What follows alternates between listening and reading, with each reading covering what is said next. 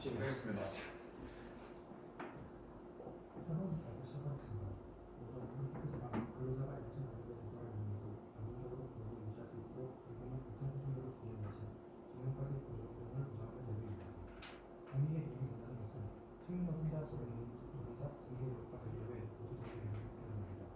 정규 PK 제도는 정규 기준에서 정규 연장량, 제5년 근로시간 단축 기준이 있으며 이번 토론에서 조금 더 크게 말씀해 주시면 감사하겠습니다. 이번 토론에서는 정규 연장량과 제5년만의 가격부터 이해 밝힙니다.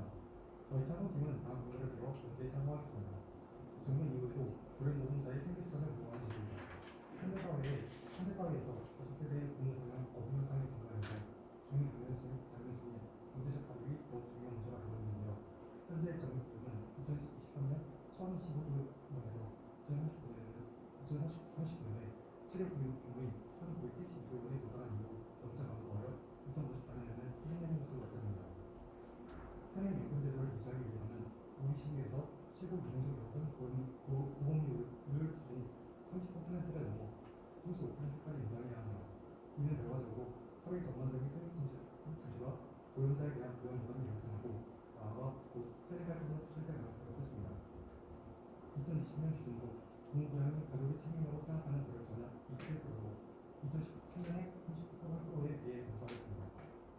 또한 현재 국민연금 수령 연령과 정년퇴직 연령 간의 격차로 인해 상당수의 중장년층이 소득 공백을 겪고 있는 상황입니다. 법적 정년퇴직 연령은 만 60세로 정해져 있지만 국민연금 수령 연령은 단기적으로 상향 조정되어 만 65세로 예정되어 있는 문제로 이로 인해 정년퇴직 이후 국민연금 수령까지 최대 5년의 소득 공백이 발생해 중장년층이 부담을 받고 있습니다. 따라서 임금피크제는 고령 근로자가 일정한 근로를 유지하면서도 노동시장에서 배제되지 않도록 하기 때문에 개인의 경제적 안정을 넘어 사회적 부담을 완화할 수 있습니다. 임금 감소로 기업도 나옵니다. 임금피크제는 기업의 임금 부담을 완화하여 지속 가능한 고용 환경을 조성하게 기여할 수 있습니다. 기업이 임금피크제를 시행하면 작년 이후 임금이 정기적으로 감소하여 고용자 근로자를 위한 비용 부담이 줄어들어 이는 기업이 지속적 노동 권리를 확보하고 신규 인력 채용을 확대하거나 기술 지원들이 고용 안정을 도모할 수 있는 기반을 마련합니다. 실제로 기업 정년 영상 실태 조사에 따르면 임금피크제 도입을 통해 기업 부담이 줄어든다는 의견이 78%가 나타났지만 대기업의 경우 90%가 부담이 많아졌다고 밝혔습니다.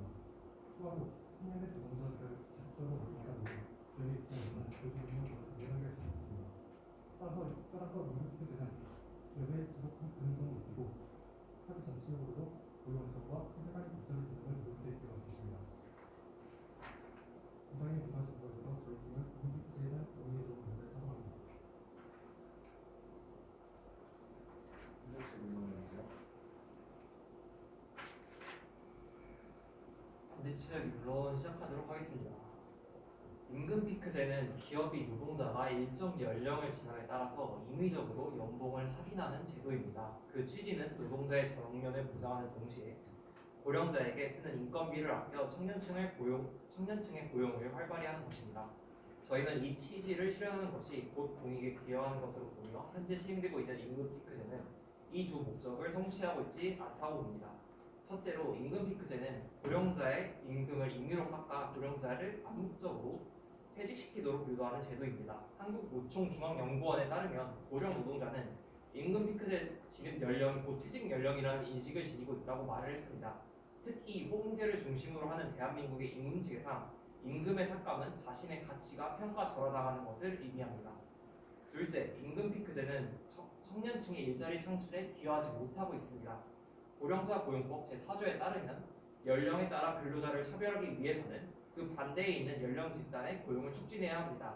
이는 임금피크제를 정당하기 위해서는 청년층의 고용이 활발해져야 함을 밝힙니다. 하지만 실정은 그렇지 못합니다. 한국노동연구원에 따르면 임금피크제의 도입은 고령층을 제외한 중년층과 청년층의 고용에 악영향을 미치는 것으로 나타내었습니다. 임금피크제는 고령층의 지속적인 고용과 청년층의 신규 고용이라는 두 가지 공익적 목적을 모두 실현하지 못하는 것입니다. 세 번째, 노사 관계에 있어서도 임금피크제는 득보다 실이 많습니다. 2015년 한국노동연구원의 노사관계 전망 보고서에 따르면 임금피크제가 노사 갈등의 주요 원인이라고 답하였습니다. 노동조합의 입장은 고령층으로 가도 생산성의 저하가 뚜렷하지 않으며 업무량 또한 큰 폭으로 줄지 않기에 그 대우가 부당하다는 것이었습니다. 호봉제로 인해 발생한 임금 부담을 임금 피크제로 전가하려는 것은 근본적인 문제를 해결하려는 태도가 아니며 오히려 노사 관계를 더욱 악화시킬 뿐입니다. 이상으로 이걸 마치도록 하겠습니다. 실제 조사 진행해 주세요.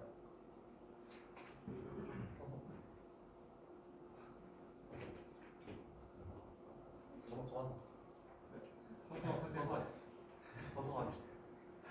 정리해가지고 잘 다음부터는 정리해놓겠습니다. 처음부터 시작하겠습니다. 아까 임금 피크제가 임금 피크제의 도입이 중장년층의 지속적인 수입을 보장시켰다.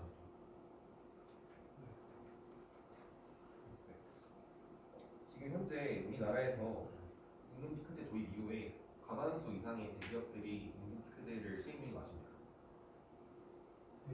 정확히 공격 대표입니다.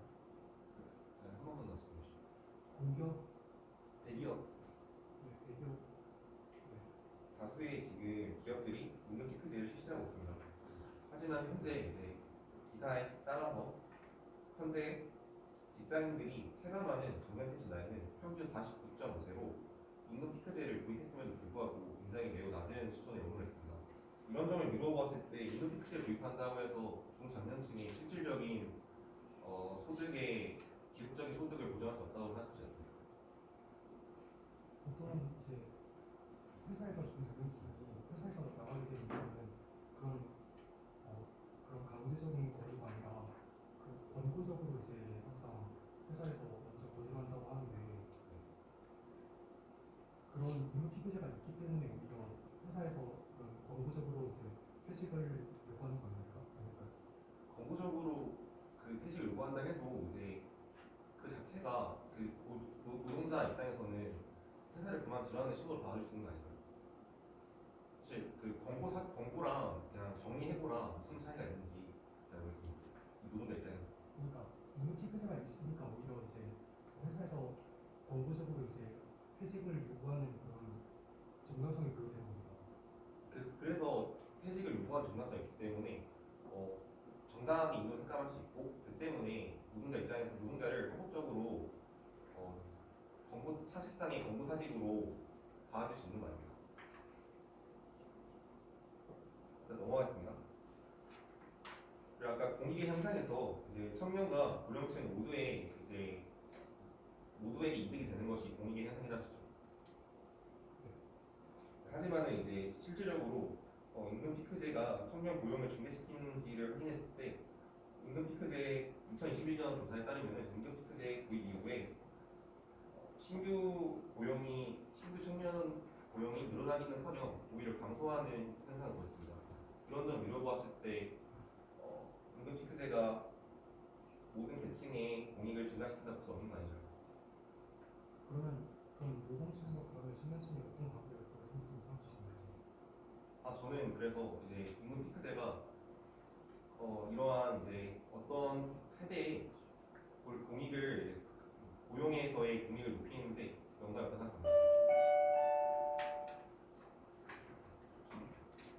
찬성실 조사 시작해 주세요. 네, 찬성실 조사를 시작하겠습니다. 아까 인론에서 호봉제에 대해서 말씀해 주셨는데 그 호봉제와 같은 계열의 연봉서열 제도에 대해서 설명해 주실 수 있으십니까? 연봉서열 네, 제도. 짧게. 연봉이 올라감에 따라서 임금이 올라가는 제도. 네, 맞습니다. 그 연차가 쌓이면 쌓일수록 그에 따라 임금이 올라가는 구조를 말하는데요. 그러면 또 현재 우리나라 정년이 해외 다른 국가와 어떻게 다른지 아십니까? 프랑스의 경우에는 최근에 64세인가 올랐다고 했습니다. 네, 맞습니다. 현재 영미권 국가는 정년이었고 일본은 65세인 정년을 지난 2021년 70세까지 확대했습니다. 또 유럽의 경우는 최소 정년이 65세 이상이라고 합니다. 그에 비해 우리나라의 정년은 매우 낮은 60세 정년을 갖추고 있습니다. 또 우리나라 연금의 고갈 문제에 대해서 아십니까? 네, 알고 있습니다. 네. 그 65세 1인당 월별 어느 정도로 연금을 받을 수 있는지 알고 계시나요? 그 부분에 대해서는 납입 금액이 높을수록 받을 수 있는 금액이 많다는 것까지는 알겠습니다. 네, 65세 월별 수령연금은 평균 65만 원이라고 합니다. 하지만 노인 최소 생활비는 126만 원에 달하며 적정 생활비는 177만 원에 달하며 그 연금과 기초 생활을 보장할 수 있는 금액 사이에 격차가 있다는 것을 알 수 있습니다. 제가 지금까지 연금서열제도와 짧은 정년, 연금 부족 문제에 대해서 말씀드렸는데요. 이 세 가지는 우리 노동시장의 세 가지 문제점이라고 할 수 있습니다. 저는 이런 연공서열제도와 짧은 60세 정년 그리고 그 연금 부족 문제를 해결할 수 있는 방안으로 정년 연장형 임금 피크제를 말씀드리는 것입니다. 또 그 노인이 임금 피크제를 시행할 때 안 좋은 점을 말씀해 주셨는데요. 그렇다면 노인이 조기퇴직을 하면은 노동시장에 긍정적인 영향을 미칠 거라고 생각하시나요? 아니요, 현재 그 부분에 대해서 저희가 미래를 전망하는 건 어렵지만 과거의 데이터를 보아왔을 때 연장자를 지속적으로 고용하는 것이 청년층에게 악영향을 미치더라라는 결과를 확인할 수 있었으며 인공위기에 부합하지 않음을 말씀드릴 수 있을 것 같습니다. 저는 긍정적인 영향을 중고령자의 조기퇴직이 긍정적인 영향을 미칠 거라고 여쭤봤던 건데 중고령자의 조기퇴직으로 총 노동비용 상승 및 사회보장 기여금 증가, 순임금 감소, 사회적 비용 증가, 고용률 저하라는 악순환의 고리가 양성되어 이는 청년층에게도 똑같이 악영향이 간다는 것을 알 수 있습니다. 이상으로 교차조사 마치겠습니다. 수비 시간 필요하신가요?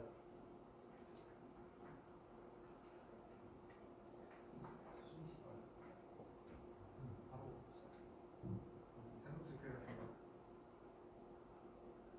바로 하겠습니다. 제가 진행하겠습니다. 반대측 마무리. 반대측부터 질문하면 되죠? 네. 반대측부터 질문 시작하겠습니다. 그러면 자유토론 시작하면서 일단 이원 토론자님께서 방금 해주셨던 말씀에 조금 더 붙이고 싶은 얘기가 있어서요. 네. 일단 임금 피크제의 발상 자체는 고령 노동자들의 임금을 같은 노동에 비해서 평화시키는 방식으로 성립이 되기 때문에 말씀해주신 연금의 부재라던가 지속적인 수입을 위해서 임금 피크제가 대안으로 사용될 수 있다는 것은 오히려 그들의 생활 수준을 보장하기 위해서 그들의 노동의 가치를 온전히 보장해 주어야지 폄하하는 방식으로 적은 돈을 받고 노동을 하라고 적용하는 것은 좀 잘못된 접근 방식이라고 생각을 하고요. 저희가 맨 처음으로 드리고 싶은 질문은 이번 문제가 임금 피크제가 좋은 제도인가 나쁜 제도인가가 아니라 공익에 도움이 되느냐라는 문제거든요. 그래서 찬성 측께서 임금 피크제가 어떤 공익에 대해서 도움이 된다고 입증을 하고 싶으신 건지 좀 이야기 들어보고 싶습니다.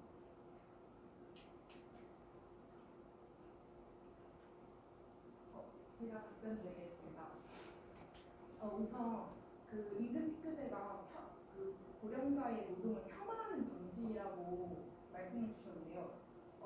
우리나라 특성상 연공서열 제도를 도입하면서 연차가 쌓일수록 임금이 올라가는 방식을 해주신다고 말씀해 주셨습니다.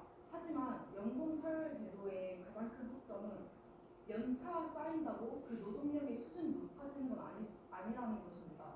연차가 쌓이는데 노동력의 수준이 높아지지 않은 그 수준에 저희는 임금 피크를 설정하고 그 임금을 그 노동 수준에 맞춰서 깎아내리는 방식을 도입하자는 것을 말씀드리는 거고요. 그 공익에 도움이 되냐를 여쭤봐 주셨는데요. 사실 이거는 시대적인 문제를 말씀드리고 싶습니다. 한 가지 여쭤보자면 2차 베이비붐 세대에 대해서 알고 계십니까? 우리나라에는 1차 베이비붐 세대와 2차 베이비붐 세대가 있습니다. 1차 베이비붐 세대는 현재 60세가 정년이 되어서 다 퇴직을 하신 이유고요. 2차 베이비붐은 1964년부터 1974년까지 태어난 세대를 현재 50세에서 60세로 1000만 명의 은퇴를 앞두고 있습니다. 하지만 15세부터 29세까지 청년 취업자 수는 383만 2천 명 수준입니다. 현격한 차이가 보이고 있고요. 여기서 노동자의 수가 급감할 수 있다는 것을 알 수 있습니다. 하지만 이런 노동자의 수가 급감으로 인해서 청년의 취업 문제는 해소될 수 있으나 이것은 다시 봤을 때 노인 부양 문제가 굉장히 커질 수 있다는 것을 말하는 것입니다. 그래서 저희는 청년의 고용률에 초점을 맞추기보다는 전체 노인 부양률에 초점을 맞춰서 그 노인의 임금 피크제가 노인의 정년을 연장시키면서 노인이 사회 구성원으로서 일을 할 수 있고 그것에 대해서 노인 부양 문제를 해소할 수 있다고 생각하기 때문에 임금 피크제를 공의에 도움이 된다고 말씀드리는 것입니다. 제가 질문 드리고 싶은데 아까 그 연공서열제도에 대해서 해주신 말씀에 대해서 한 가지 그리고 그 공익적인 측면에 대해서 두 가지로 제가 반박을 할 수 있을 것 같은데요. 연공서열 제도는 우리 사회에 지금 팽배해 있는 제도가 맞죠? 네. 그런데 그 제도에 대해서 지금 공익에 도움이 되기 위해서는 그 연공서열 제도를 없애는 것이 그렇다면 주장하시는 바에 있어서는 가장 바람직해 보이는데 네. 그 연공서열 제도가 우리 사회에 팽배해 있음에도 불구하고 나이가 많다는 이유로 그 연공서열 제도에 대한 이점을 고령 노동자들에게만 박탈하는 것은 오히려 차별이 아닐까요? 연공서열 제도의 문제점이 있다면 연공서열 제도를 고쳐야 하는 것이지 임금 피크제를 적용함으로써 고령 노동자들에 대한 연공서열 제도의 이점을 박탈하는 방식으로 적용되는 것은 우리 사회에 뭔가 소외계층을 만들 수 있는 일종의 차별이라고 생각을 하고요. 그리고 2차 베이비붐 세대 말씀을 하시면서 현재 은퇴를 앞두고 있는 인구수가 1000만에 달한다고 말씀을 해주셨는데 직접 들어주셨던 예시 중에 일본의 경우에는 64세에서 65세였던 청년을 70세까지 늘렸다고 말씀해 주셨습니다. 영나라 일본의 사회만 보아도 일본이 이러한 문제들을 임금 피크제 도입이 아니라 정년을 늘리는 방식으로 그들의 노동의 가치를 폄하하지 않고 존중해주는 방식으로 해결 방식을 찾아냈는데 우리도 이러한 방식으로 문제를 해결하는 것을 목표로 삼아야지 임금 피크제라는 방식을 통해서 그들의 노동의 가치를 원래 받던 것보다 더 낮추고 낮은 가격을 통해서 같은 노동을 하면서 가치를 창출하라고 말하는 것은 어떻게 보면 앞으로 사회의 약자계층이 되기 네, 제가 말씀드리면 그 일본에서 정년 연장을 70세로 올렸다는 말씀을 해주셨는데 이것처럼 우리나라 따라가야 된다라는 식으로 말씀을 주신 것 같은데 이것 또한 일본식 임금 피크제 속에 들어있는 제도 중 일부입니다.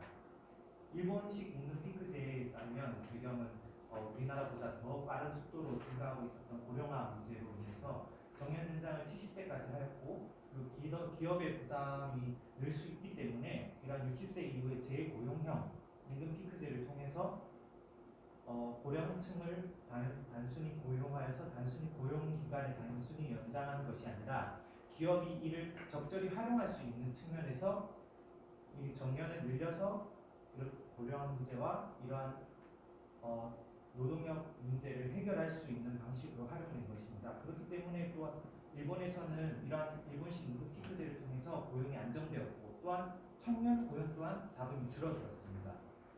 따라서 임금 피크제가 청년 채용을 방해한다라는 청년 채용 문제를 발생시켜서 공익에 도움이 되지 않는다라는 반대 측의 논리는 그런 논리는 적절하지 않다고 생각하고요. 임금 피크제 자체가 문제를 발생시킨 것이 아니라 어떻게 운영하는가가 중요하다고 저희는 말씀드리고 싶은 것입니다. 그리고 저희가 다음 질문 드리도록 하겠습니다.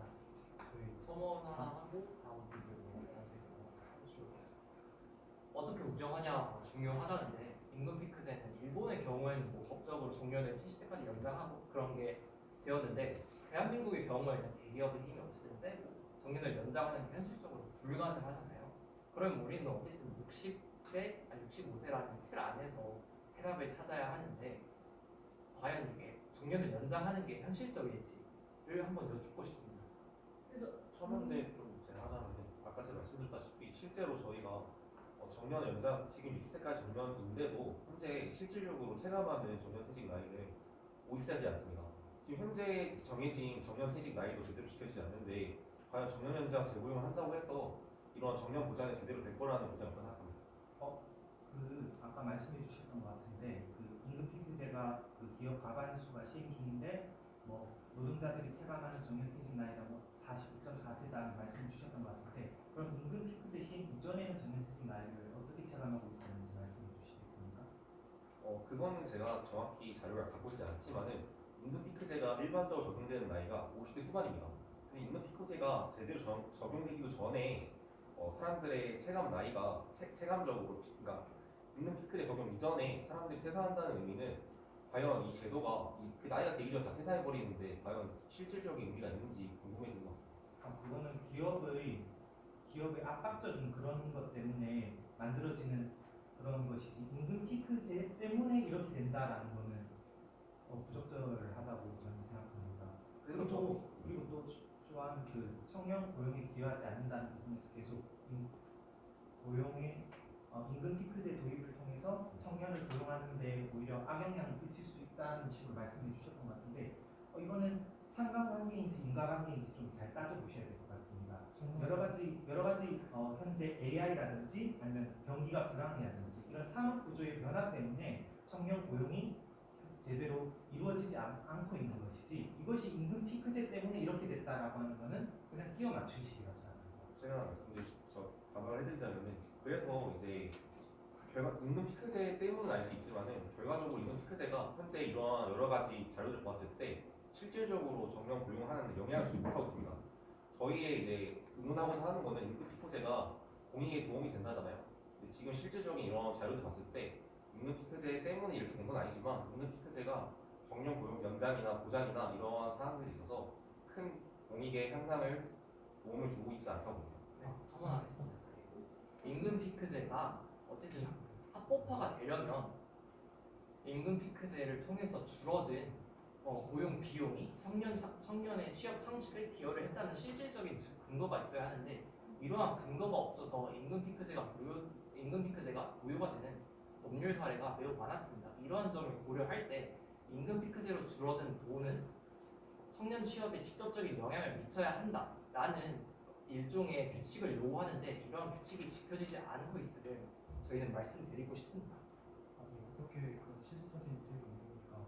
현재 국민연금 수령 연령과 정년퇴직 연령 간에는 상당한 격차가 있습니다. 그 정년퇴직 연령은 만 60세로 정해져 있고 그리고 특정 정년층에 그런 퇴직 연령이 60세로 정해져 있고 그리고 국민연금 수령 연령은 만 65세로 그 사이에 이제 소득 분배의 5년간 발생하고 있는데 그 5년을 이제 줄일 수 있는 게 바로 이 무료피크지 않습니까? 근데 하나 여쭤보고 싶은 게 그러면 국민연금 없으면 못 사나요?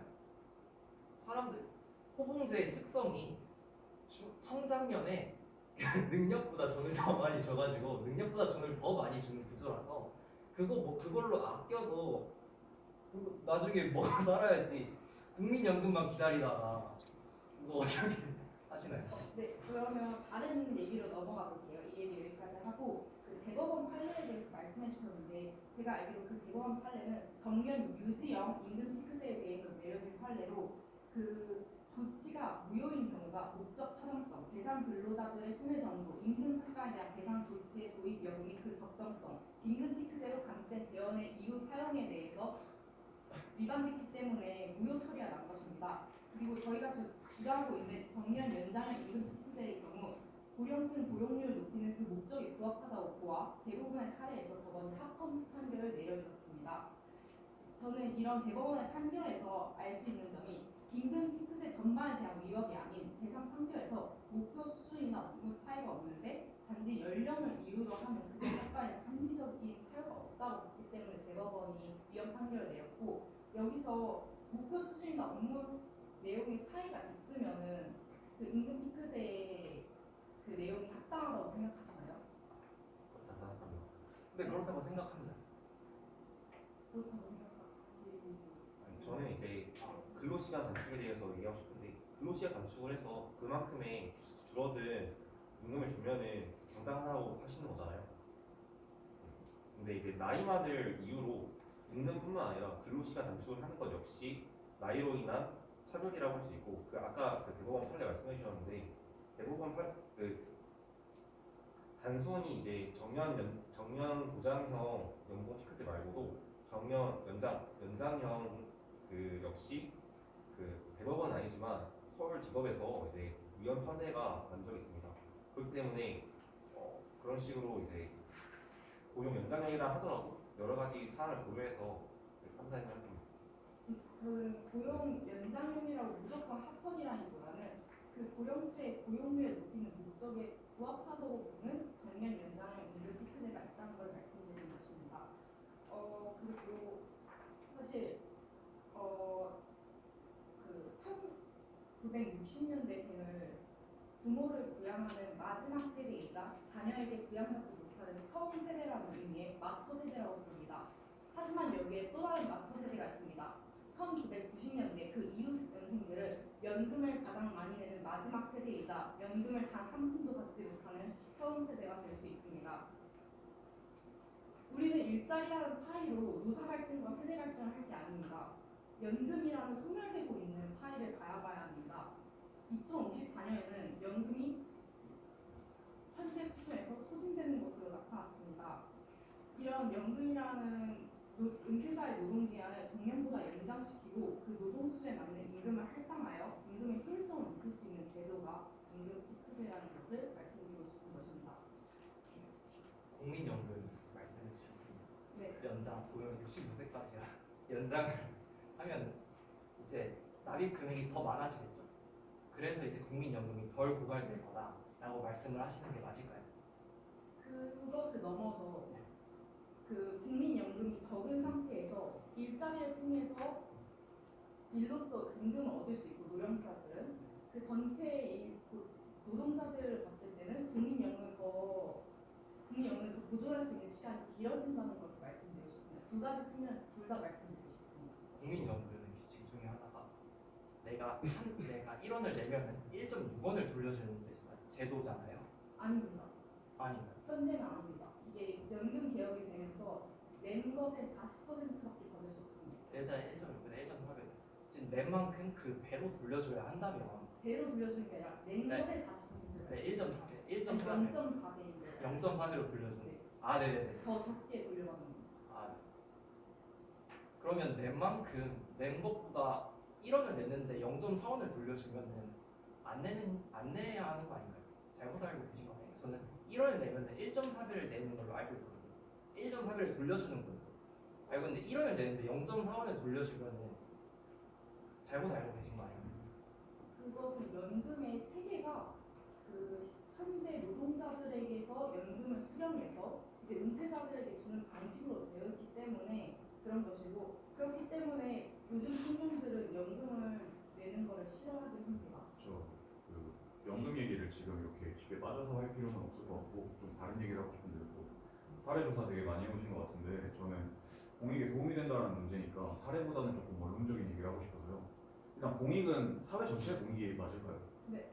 사회 전체에 좀 수반되는 공익이라고 생각이 드는데 저희가 이 토론을 준비를 하면서 임금 피크제라는 제도를 좀 들여다 보니까 구조가 약간 기이하다라는 생각을 했었어요. 고령 노동자들에 있어서는 노동의 가치가 좀 줄어들기 때문에 노동을 많이 해야 되는데 그 노동에 대해서 받아야 하는 임금을 전체를 다 받지 못합니다. 그 부분에서 일단 고령 노동자들한테 마이너스가 있고요. 그런데 기업의 입장에서는 고령 노동자들에게 주어야 하는 전체 임금의 양이 늘어나기 때문에 그들이 창출할 수 있는 그 고령 노동자들의 가치에 대해서 위험을 안고 리스크를 안고 투자를 해야 합니다. 이렇기 때문에 고령 노동자와 회사 그 둘 사이의 관계에서 어떻게 보면 그 손익이 사회 전체에서 볼 때 플러스가 될 수 없는 제로섬 게임처럼 보입니다. 그리고 이것은 임금 피크제뿐만 아니라 그 물리학에서 나오는 고립계라는 개념처럼 사회 내에서 이런 이익과 가치 창출과 그런 수당들이 오고 가는 상황에서는 그 플러스 마이너스가 제로일 수밖에 없는 거거든요.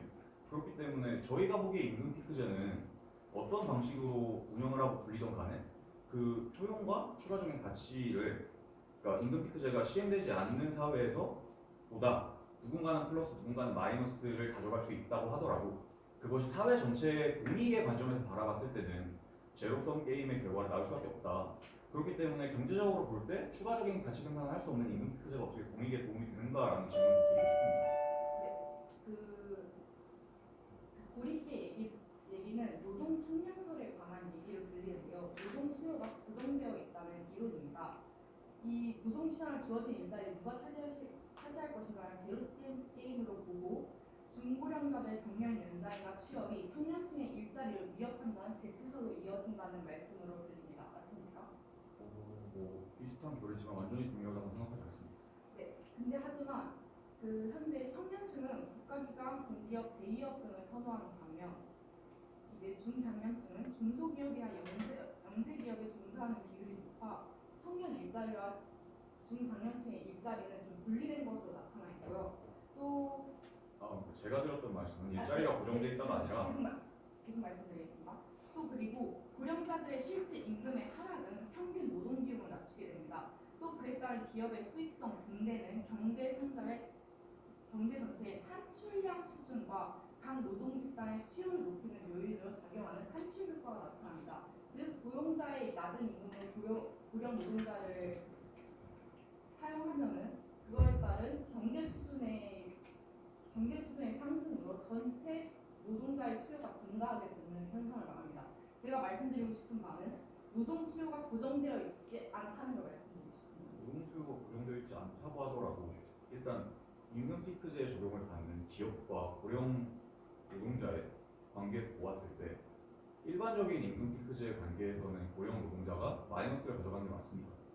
같은 노동을 함에도 불구하고 낮은 임금을 받고 회사는 노동자가 했던 노동에 비해서 낮은 임금을 주기 때문에 그 노동자가 창출하는 가치에 대해서 회사는 이익을 가져가게 되는 것이죠.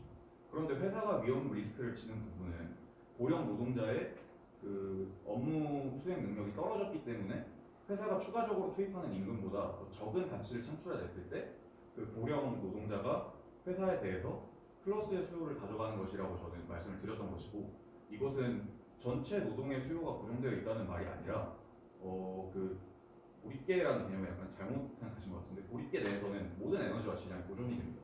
왜냐하면 자기들 그 외부와의 인출입이었고 자기들 스스로가 상호작용을 하기 때문이죠.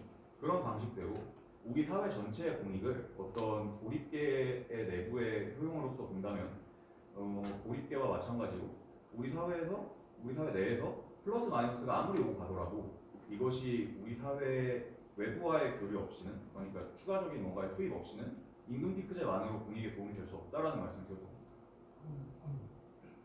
그렇게 따지면은 그 우리 사회 전체를 고립계를 본다면은 애초에 법이 왜 있고 그리고 그런 국회의원들이 왜 있겠습니까? 법과 관련이 없는 얘기처럼 보입니다. 아니 그러니까 선생님께서는 플러스 마이너스를 따지면서 그렇게 이득이 생기면 그렇게 손해가 날 수는 없다 이런 식으로 해서 그런 예시를 드시는 것 같은데, 하지만 단순히 이제 임금 피크제에서 이제 청년과 저렴층 사이에서 그런 경쟁적인 그런 상황 문제가 나타난다면 그건 단순히 이제 이득과 손해만 볼 게 아니라 그런 전체적으로 그런 산업부의 변화나 아니면 뭐 청년층과 노동층 사이의 그런 일자리 선호 같은 거 관여하는 거 아닙니까? 처음하자면 OECD 국가를 분석한 그레스버 연구에 따르면 그 고령층 고용이 1% 증가하면 청년층 고용도 0.51% 높아지고 청년층의 실업률은 0.06% 감소하는 것으로 나타났습니다. 그 반대측께서 하신 것처럼 기업의 이익이 임금 피크제로 인해서 더 많아질 수 있습니다. 하지만 그 청년층의 고용과 청년층의 실업률을 높이면서 고령층의 고용까지 한꺼번에 높이면서 기업의 이익까지 많아지는 임금 피크제를 시행 안 할 이유가 있겠습니까? 저는 좀 원론적인 얘기를 드리고 싶었던 건데 사례를 보여주셔서 일단 제가 찾아온 걸 하나 말씀을 드리자면, 우리나라 임금 피크제가 좀 대량으로 한 번에 적용된 시기가 언제인지 알고 계신가요? 2016년 2015년 박근혜 정부 시기입니다. 이때 모든 공기업의 임금 피크제가 시행이 됐었고요. 당시에 제가 가지고 있는 그래프에는 당시 청년 실업률이 9.6%보다 낮게 나타나 있습니다. 2015년 이후에 임금 피크제가 도입된 이후에 청년 실업률은 10%까지 수준까지 올랐고요. 그리고 우리나라 첫 번째 임금 피크제 위헌 판결이 2022년에 있었는데요. 이 이후로부터 2023년부터 그러니까 우리나라가 현재 최저의 청년 실업률을 보이면서 계속 현상 유지를 하고 있는 상태입니다. 그렇기 때문에 임금 피크제가 청년 실업에 도움이 된다라는 사례는 외국 사례를 끌어온다고 하더라도 일단 우리나라에서 이렇게 통계가 나온 것이 있는데, 우리나라 사회의 공익에 도움이 된다라고 말하는 것에는 적어도 청년 실업 문제에서는 조금 어불성설이라는 생각이 들고요. 그리고 다음으로 저희는 임금 피크제가 결국에 구조적으로 제로섬 게임이 될 수밖에 없다라고 말씀을 드리고 있는데, 제로섬 게임으로 어떻게 공익에 도움을 주실 건지를 말씀을 해주시는 게 저희가 이 주장을 그만하게 하시기 가장 좋은 방법이 아닐까 생각을 합니다. 계속 말씀드린 건 제로섬 게임이 아니라는 걸 말씀드린 거고요. 그 저희 나라에서 봤을 때 2015년, 2016년 그 한 해 차이로 계속 말씀을 해주셨는데 현재 실업률은 어느 정도인지 아십니까?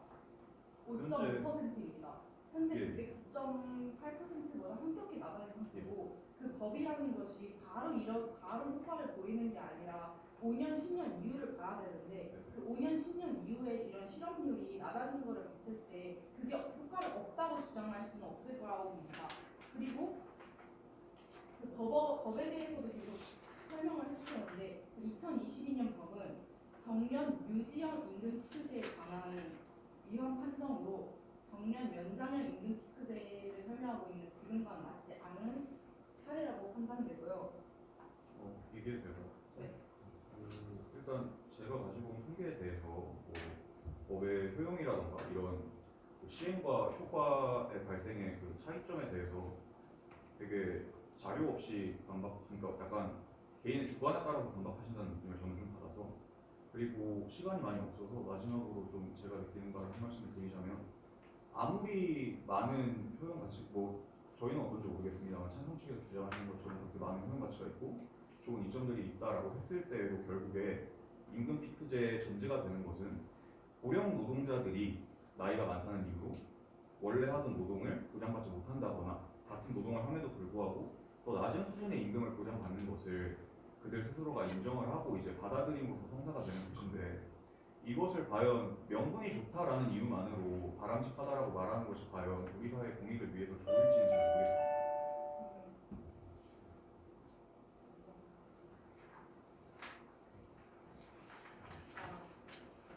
계속 그 연봉 서열에 따른 그 노인들이 자신이 원래 받던 임금을 받지 못한다고 말씀하셨는데, 그것은 연봉 서열에 따라서 연차와 단순히 쌓이기 때문에 당연히 높은 임금을 받아야 된다는 잘못된 연봉 서열적 관점에서 말씀하신 거고요.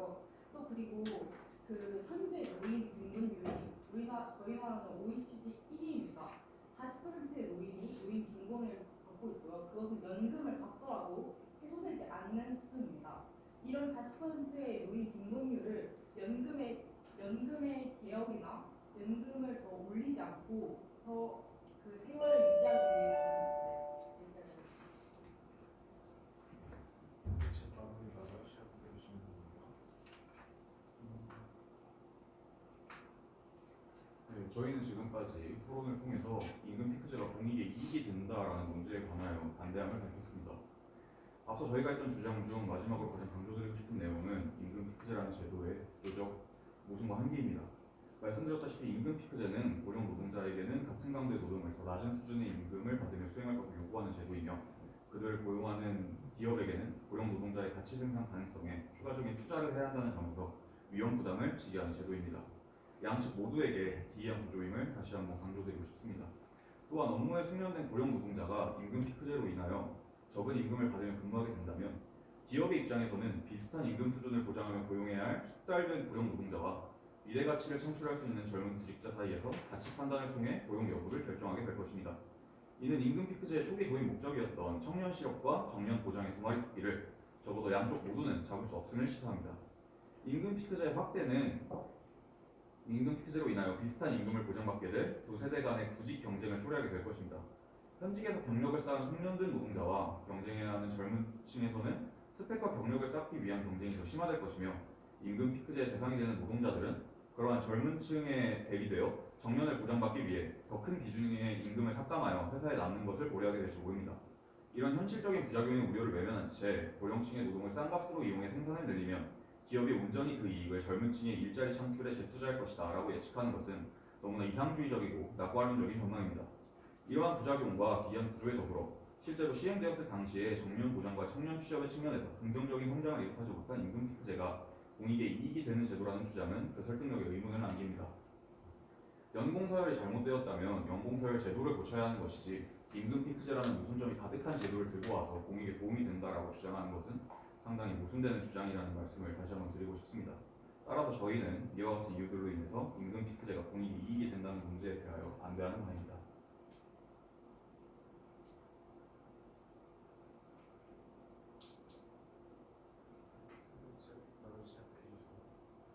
저희 찬성 측 마무리 발언 시작하겠습니다. 저희 찬성팀은 임금 피크제가 정년 이후의 노동자의 생계 수단을 보호한다는 점, 그리고 감소된 임금을 통해 기업의 부담이 완화된다는 점 등을 주장하였습니다. 우리는 지금 급변하는 노동시장 속에서 기업과 노동자 그리고 사회 전체가 어떻게 상생할 수 있을 것인가 물가에 대한 해답을 찾아야 합니다. 과거와 달리 오늘날에는 고령화, 불경기 등의 이유로 더 이상 지속 가능하지